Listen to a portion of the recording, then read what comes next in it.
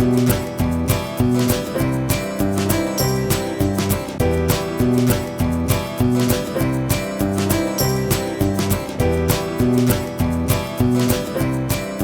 everyone, and today I am interviewing the gorgeous Kate Maddock, and yeah, thrilled to have her here today. Hello Kate! Hi Saskia, how are you doing? Yes, I'm very well, thank you. I'm really pleased to have you here. I've been, a great fan of yours for years, so I'm thrilled that you are here to be interviewed by me. Pleasure, thank you for asking me. So, the question that lots of people want to know about people who get into raw food is kind of what first motivated you to start eating raw? Yeah, that's actually the most common question I get asked. And to be honest with you, I still haven't got like a really good answer. I just think I was always really sensitive. I'm a very sensitive person overall, but very sensitive to foods particularly. And I always knew the food that I was given as a kid just wasn't right, and I didn't really like it. I didn't like meat, I didn't like dairy products, I didn't like bread, and that was basically all we were given. So I wanted to be a vegetarian, and I wasn't allowed. And I left home at 17 and became a vegetarian straight away. And then a vegetarian and became a vegan within a year. And then as a vegan, I was eating mostly fruit and salads, and I was doing sprouting and growing wheatgrass and stuff. And it was in 1993 when a friend said to me, "Oh, you're a raw fooder." And I was like, "Oh, am I?" So that was when I kind of consciously became a raw fooder. But I just think it was something I was always drawn to. And when I started eating raw foods, that's what felt really good to me, and that's what felt really right. And when I was a teenager, I had quite a lot of issues around food. My mum didn't bring me up with a very healthy relationship to food. She was always dieting. Although she wasn't overweight, she was always dieting and counting calories. And so I grew up with that as my kind of role model, which isn't obviously healthy at all. And I had my own issues around weight, as I think a lot of teenagers do. So I was always kind of like, eating biscuits and then feeling really guilty about it and feeling really sick from it. So when I discovered I could just eat apples instead, it was like a real release. And it was the feeling that I'd always been looking for. I'd always been looking to feel that kind of light and energized from my food. So I was really happy when I discovered if I ate raw foods all the time, that was going to work like that. Yeah, that's so amazing, because it's incredibly different to, I think, every single other raw food story that I've heard, where people essentially kind of discover raw food as an adult when they're trying to find a solution to a problem. And, I wish I had been that enlightened as a teenager. Just amazing. So yeah, really inspiring, and lovely to hear a kind of that can actually happen for young people, that they can be in tune enough with their bodies and what they need to be able to naturally fall into it. Yeah, I've never thought about that, but I guess. Yeah, very inspiring. And I'm sure as raw food becomes more and more kind of known in the mainstream, it will become an option for more and more kids. I think particularly girls, as you say, who have real kind of issues around their weight and body image and food, and the kind of punishment and reward that goes on around food, and the family dynamics around food, which are all so complicated. Yeah. And I think one of the kind of joys about raw food, which it sounds like you discovered very early, is that the more raw you eat, the more in tune with yourself and the environment and with the people around you are. Yeah, and it's this simplicity, isn't it? It's that simplicity that we're looking for. And I think in our culture we have a tendency to make things complicated, and we're always coming from our heads, and it's all very up here. And when you get with the raw foods, that just helps you kind of come back into your body and just be a bit more like, wow, everything's okay. Yeah, absolutely. And I know, a lot of the people who follow me either run their own businesses or are thinking about running their own businesses. And certainly for me, I found that eating raw food made me much better at running a business. And I'd love to hear, your kind of the impact of your diet on your ability to run a business. Yeah, that's a really interesting question. Um, Again, it's not something I really think about, but I guess for me, you know, I fit a lot in. I've got the kids, I've got active social life, I do my self-care practices, my yoga and all the, you know, stuff that goes with that. I try and do Reiki on myself a few times a week. Um, and running the business as well, and it is a lot, but I think it's so much to do with, you know, doing what you love and doing what you're passionate about. And, you know, sometimes I read those things about work-life balance and how do you get the work-life balance. And I couldn't really separate it out in my head, like what's work and what's life, because everything just becomes one thing when you're doing what you love. So I think actually that's the most important thing when you're running a business, is it's something that you're really passionate about and you really care about. And that's the main thing that will keep you going. And also knowing that you're doing some good in the world, because I think that is such a motivation as well, knowing that you're helping people and the kind of karmic rewards that you get from that. You know, the financial rewards in this kind of business aren't always as magnificent as they could be, shall we say. But the, you know, the karma and that just feeling of joy that you get when you know that you've helped someone, you know, when you know that you've helped turn someone's life into a positive direction, when people give you that kind of feedback, and just knowing that you're doing your bit to kind of put some goodness into a world which is full of a lot of pain and suffering, you know, especially these days. I think that's the main motivation as well. I think definitely I couldn't do everything I do if I didn't eat this way. Like, for sure, I would either have to not have a social life or not run a business or handle the childcare over to someone else, or just not look after myself, you know, in the same way, and be a nervous wreck. And I might be achieving everything, but I'd have big bags under my eyes and not good skin and all that stuff. So I think the raw foods and the superfoods definitely is like a key that helps you unlock your potential, but you also have to have the drive and the passion to want to live that potential as well, you know. Yeah, and I know that we spoke before about the how raw food really help. It's like a self-loving journey. Yeah. Yeah, and what's your kind of views on that? Yeah, well, that's, to me, that's the whole point of doing this. It is about self-love, and we are having a relationship with ourselves. And that sounds like a weird thing to say, and a lot of people would think that you're a bit crazy, maybe, to say I'm having a relationship with myself.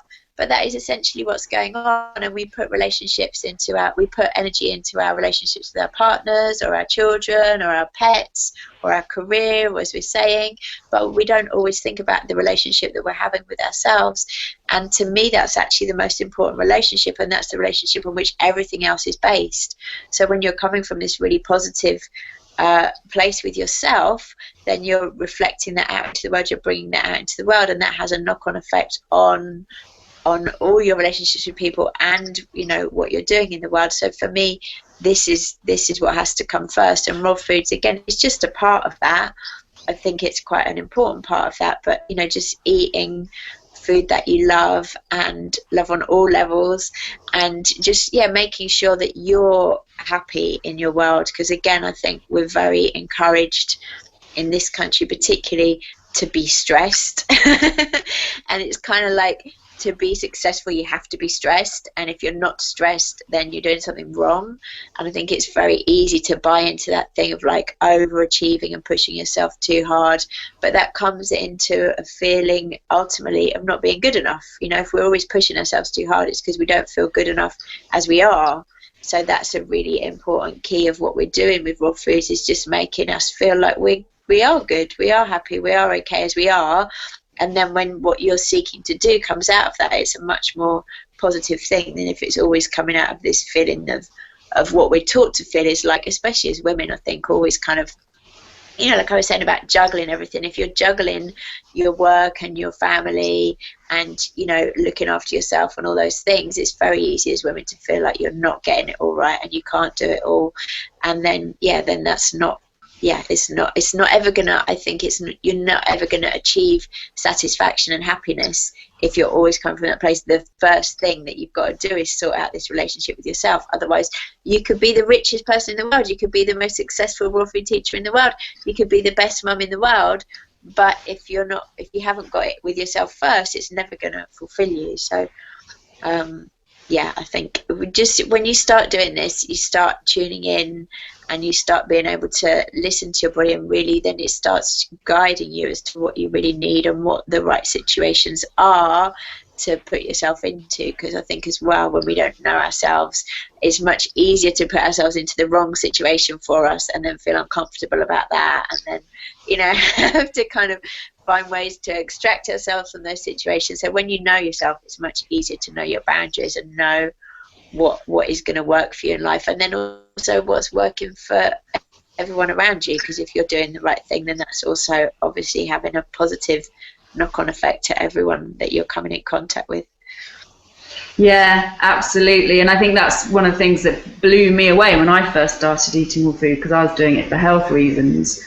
And then when I was feeling the kind of emotional, spiritual connection to sort of intuition, and not feeling the need to react or play the kind of mind games that we quite often get into with people around us, and that kind of pushing that we do, like, you know, the incredible stress that we put on ourselves, as you say, I think particularly as women, that actually you start to see actually what isn't working for you.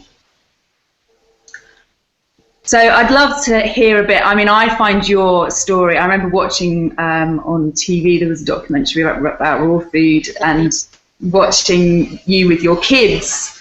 And I, you know, I don't have kids, but I've always thought what an amazing thing to bring your kids up with an awareness and an understanding and the nourishment of raw food from when they're very little. And I'd love to hear a bit about your kind of experience bringing up kids high raw. Yeah, I think the whole parenting thing, I think parenting is, well, it's definitely a journey, not to be cliched, but parenting is definitely a journey. And I think, you know, it's a very individual journey, and we have to do what works best for us as individuals. And just for me, this is what worked best for me. And, you know, for other people, maybe it isn't the easy path for them. But for me, actually, home educating and raw food and all that stuff was the easy path because of the kind of person I am. So I would have found it really hard to put them in school. I would have found it really hard to deal with their, you know, it's just actually a lot of the motivation is selfish, because when they eat raw foods, they're really happy. They're really more positive in themselves. They're really more energetic. They're more well behaved. They're easier to communicate with. So I just wanted to live with people who are really nice to be around.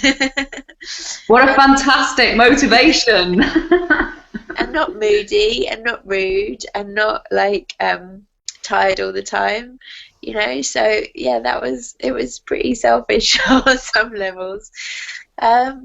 Yeah, you know, I think the most important thing with kids is it's all about context, and you have to give them the best you can give them within the context of what they're being exposed to.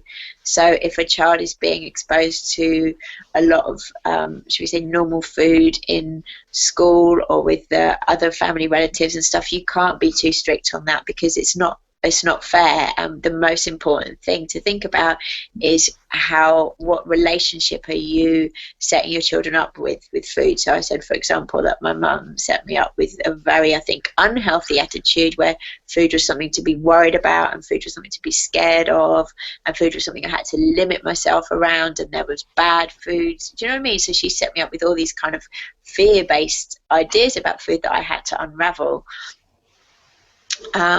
Whereas for my kids, I just want them to feel the joy of healthy eating and appreciate the healthy foods, and just the joy that comes from knowing that you're nourishing yourself on all levels, like I was saying. So it's the taste, the food that can taste amazing, but also how it makes you feel and what it does for your energy levels.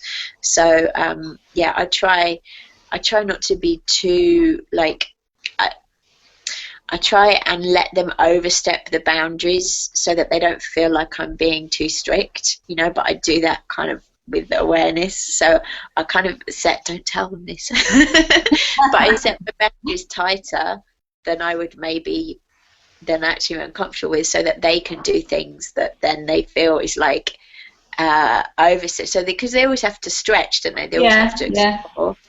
But then within that, they're always choosing healthy options, and they're always choosing clean options, because like with Ruben, I can't imagine how it must feel to be Ruben. He's 16 and a half, and he's been on a mostly raw, almost entirely vegan diet his whole life. So, I just can't imagine like how great it must feel to be in his body.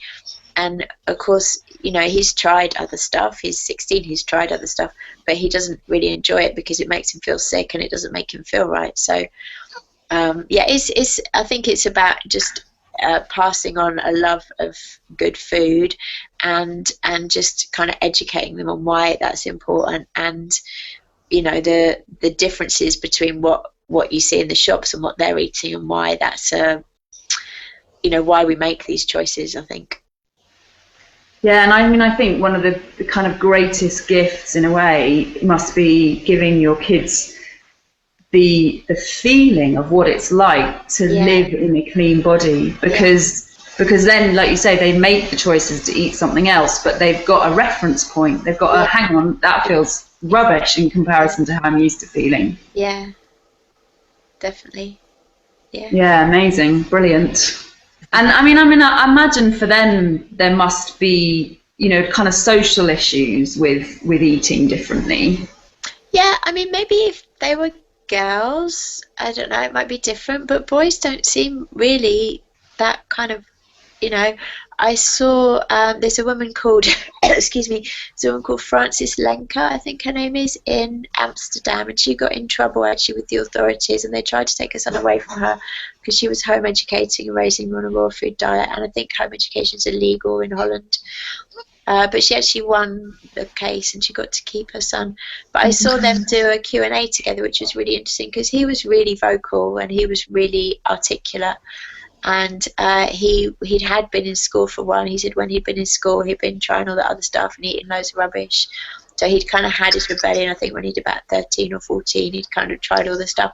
But he'd come back to it because he didn't like feeling like that. And people were asking him, what about your friends? When you go out with your friends, does it not matter that you're eating different food? And he was like, no. Yeah. And to hear it from a kid, it was just like, no, actually, no, they're still my friends. Why does it matter? So yeah. I think again, it's somehow as adults we project more of our own stuff into it, and with kids they're more straightforward. And it's like, well, yeah, they're still my friends. Yeah. I think that's so right. When I'm coaching people, a lot of the social stuff comes up a lot, and actually I say, if you're really comfortable with how you're eating, why you're eating the way you're eating, that actually other people are far more accepting. It's only if you think, oh my God, I'm eating weirdly, that other people will then react in a negative way towards that. Yeah. Well, Ethan said the other day he had some cow chips and everyone was going, ugh, and then he passed them around and they all liked them. Yeah, brilliant. And not, they're then educating their friends in a different way to eat. Yeah, amazing. One of the things that I'm kind of curious to know is, you were saying that you do Reiki on yourself, and one of the things that I know, having had a bit of shamanic background myself, is that eating raw makes you much more, much clearer channel for energy and healing and intuition, as we were saying earlier. And I just kind of, wanted to know your thoughts on that. Yeah, for me, definitely it is a spiritual practice, the raw foods, and I think it is one of the most profound spiritual practices you can do, because the spiritual practice is just about having this relationship. That's essentially what that is having the relationship between your kind of earthly self and your divine self. And, like yoga means union, doesn't it? So yoga's bringing those two aspects of yourself into balance. And I think raw foods does the same thing as well. It's bringing those two parts of yourself into that kind of sense of oneness. So you're not feeling like, oh, I have to be a certain person in this situation, a certain person in this situation, but you can just kind of bring yourself, your full self, your authentic self to the table in every situation. I think that's what we're all looking for in life, is just to find ways to be able to fully express ourselves. But we kind of learn from an early age that we have to restrict ourselves and we have to limit ourselves, and we can't be fully happy in life. We have to do things to compromise, and we have to put up with situations, and that's part of life. And being on the spiritual path is trying to kind of shed all those skins and all those shoulds. And, you know, it never ceases to amaze me. Like, you know, really, as you said, I had my awakening pretty early when I was like 16, 17, 18. And so what's that, like 25 years? And every year I'm still shedding skins, and I'm still finding the different ways that I live out of shoulds and have to's, and, you know, ways that I limit myself. And I think when we're growing, we come up against things, and it's so easy to blame other people, and it's so easy to blame situations. And, you know, like, I'm quite a feminist, and I could blame patriarchal society for certain limitations in my life, or, you know, certain people that you have sticky relationships with, and, you know, how they kind of hold you back on all those things. But really, the more you do this, the more you realize that the only person putting limitations on you is yourself. And it's always about what you believe about yourself, and how you can adjust your beliefs about what you're able to do and what's possible and what you deserve in life. And when you believe that you deserve something, and you believe that life should be a certain way, then it has to change to fit that. Because if you're holding that energy and you're holding that mindset, then the universe has to change around you to reflect that. But we're just, you know, we're carrying, as I said, from right when we're born, when we take on all our parents' stuff, all our mum and dad's stuff, to, you know, what we're taught in school, to what we absorb from the media. We're taught all these ways in which we can't be free. So yeah, I think raw foods is definitely a key part of helping us stay in that place of seeking, and just trying to kind of stay in that place of connectedness. Yeah, lovely. I mean, I feel exactly the same. You know, for me, raw food is part of my toolkit. It's like one of my practices to help me be as free as I can be. And this kind of the exciting journey that we're on, as you say, like each year we're shedding stuff. We're sitting more comfortably into who we are at the core of our being, and letting our light shine out. And, you know, I mean, I think you're a fabulous, you know, living example of how eating this way and having it inform your consciousness just is the most amazing journey. Yeah. I just wish more people could understand that. Because you do all this stuff, and, you know, people, yeah, a lot of people don't even, like, this whole, I think we were talking before about this whole 5 a day thing, and how fantastic it is that they've now said, oh no, let's do 7 a day. Like, that's brilliant. But then there were so many articles in the media, and so many people saying, oh, that's too hard. And you're just like, yeah, I know. Really? Like, just have wheatgrass for breakfast, then you've had 50 a day. Yeah. Okay, I'd love to hear maybe like your top 3 foods that you think, or maybe 3 to 5 foods that you think are absolutely essential in any diet for feeling your best. Whoa. Well, I think the most amazing plant on the planet is probably hemp. Hemp is the best source of vegetarian protein. It's the only food that has the essential fatty acids in complete balance for humans. It's the only food that puts nutrients back into the soil. It is literally a weed, so it's really easy to grow.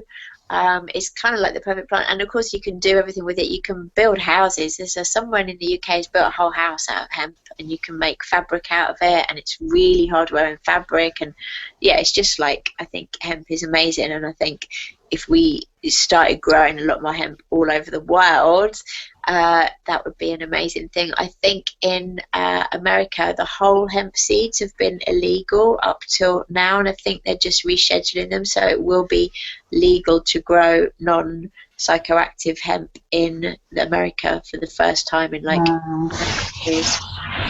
So that's pretty cool. Then more people will find hemp. I think coconut as well. Coconut is another really amazing plant that just, again, has so many uses and so many benefits. And, you know, we can use it externally. It's really beneficial for our skin externally. It's antimicrobial, antibacterial. It's a brilliant sunscreen. It's a brilliant after sun. You can use it for oil pulling, you know, if you're doing the detox, Ayurvedic detox, you can use it for oil pulling. So there's so many different ways you can use it externally, but also obviously internally. I think it's the cleanest fat. It's one of the, I think, easiest fats for the body to metabolize. And then you've got coconut water, which I love and I'm really addicted to, and that has really beneficial hydrating effects because of the electrolytes in it. Yeah, and I love as well, when I'm making cakes, I use the coconut chips a lot, the dried coconut pieces, and I grind them up and make a flour, and they make a really nice light flour. So if I'm making a pastry or a raw cake or cookies, I like to use coconut for that as well, because it's, again, I don't use a lot of nuts. I find nuts quite heavy in the body, so I don't eat a lot of nuts. But coconut really gives that same kind of consistency, but without the kind of heaviness on the digestion. So hemp, coconut, I don't know if I'm allowed green juice. Yeah, always allow green juice. What's in your favourite green juice? I always put grapefruit in. I love a bit of ruby grapefruit and lemon, and ginger. I always put ginger in. I usually put some herbs in, like parsley. I usually put some spinach in, kale if I've got kale, and then always cucumbers and celery. So it's always cucumber, celery, grapefruit, lemon, ginger, pretty much, and then whatever other green vegetables I've got. And I try and do it every day, although probably it happens about maybe 5 times a week, usually probably 5 times a week. Okay, so we've got hemp, cacao, green juice, cacao. We've got to say cacao as well. And I know there's controversy around cacao. I love cacao. I think the thing with it is it has to be part of a balanced diet. So I eat a ton of greens. Like I eat so much green powder every day. I have my green juice every day. Usually I'm having green leafy vegetables in a salad or something. So yeah, there's a lot of greens in my diet. And then I have small amounts of chocolate alongside that. So I do eat chocolate every day, but it's part of a balanced diet, which is really mineral rich and really grounding the rest of my diet. And I do tend to mostly make chocolate myself, and I think that makes a difference as well if you make it yourself and you can put the superfoods in and you can use the best ingredients rather than just eating shop-bought chocolate bars. I do actually eat my own chocolate bars a lot, which kind of surprises me because we started making chocolate bars in 2005, and I would have thought in nearly 10 years I might be bored of eating my own chocolate bars, but I'm not, which is a good thing. Yeah, fantastic. So if I haven't had time to make chocolate, I've run out or I'm out, then quite often I'll eat my own. Or the on bars, I really love the on bar with the green tea, with the matcha tea, because I really love matcha tea. And then I love the IQ chocolate bars as well. I don't know if you've had those. It's a Scottish company, and it's bean to bar, so they take the whole bean and they temper the chocolate, and theirs is really, I think theirs is the best like tasting chocolate. Also sacred chocolate, of course. I love the sacred chocolate as well. Hemp, cacao, coconut, green juice. I don't know what my 5th one would be. Avocados, maybe. Yay! We love avocado. One of my things to eat is just avocado, and I cut it in half, and I just put some really nice salt on, or I make this mix which we're going to start selling soon, which is hemp seeds and blue-green algae and mushroom extracts and salt, and I sprinkle that on it, and I just love eating avocados just like as they are. Like I love eating avocados in every form. Yeah. Desserts and salads and everything, but I love how you kind of just get a really grounded, clean, smooth energy of eating avocado, you know. Yeah, fab, brilliant. Kate Magic's top 5, fabulous. Brilliant. All right, Kate, so if people want to know more, find out more from you, where can they go online? Yeah, so the shop is rawliving.eu. We've got a really wide range of raw foods and superfoods. We try and get all the kind of hard to find stuff And there's also lots of free information on rawliving.eu. So if you go to the raw resources button on the homepage, there's like ebook and recipes and where to start articles and all that kind of stuff. And then I've got Kate's Magic Bubble, which is my subscription site, which I've been doing for 4 years now. I started it in maybe even 5 years. I think I started it in 99. No, that wouldn't be right. 2009. Yeah, so that's where I put all my work from the last few years. So that's sort of articles and videos and stuff, is it? All my recipes. Okay, yeah. The best recipes are on there because, you know, probably like yourself, the more you do this, the more you develop, the more you learn. And so I think, you know, some of the best recipes I've ever created is on the bubble. Things like the rum truffles and the shepherd's pie. I love your recipes. You do brilliant recipes. Thank you. Yeah, so there's a lot of information there, and people ask me questions on there. It's a service where you can ask me questions and I'll answer you directly through the website. And then my new site is the Raw Magic Academy. So I have been traveling a lot the past kind of 4 or 5 years. I've been traveling a lot, and I'm just kind of slowing down a bit this year. I'm still doing lots of events, but more in the UK because it was getting a bit much, all the trains and planes and everything. It was getting a bit hectic. So what I'm doing instead is I'm putting everything on video form so people can see the classes online, and then hopefully as well that can reach more people, because I love, you know, real life is like the best thing, and I love going out and meeting people. But, you know, sometimes I go all the way to Scandinavia or something and you've got 20 or 30 people, and that's great, but, you know, I want to reach hundreds of thousands of people. So hopefully with the videos people can do it wherever they are in the world. So yeah, that's rawmagicacademy.com. And then obviously and we'll put all the links below the video as well. And Instagram, I really love Instagram. I'm on Instagram a lot at the moment. That's my social media drug of choice these days. Yeah, I've just discovered it. It's fabulous. I love it. Yeah, we'll have to connect there. Yeah.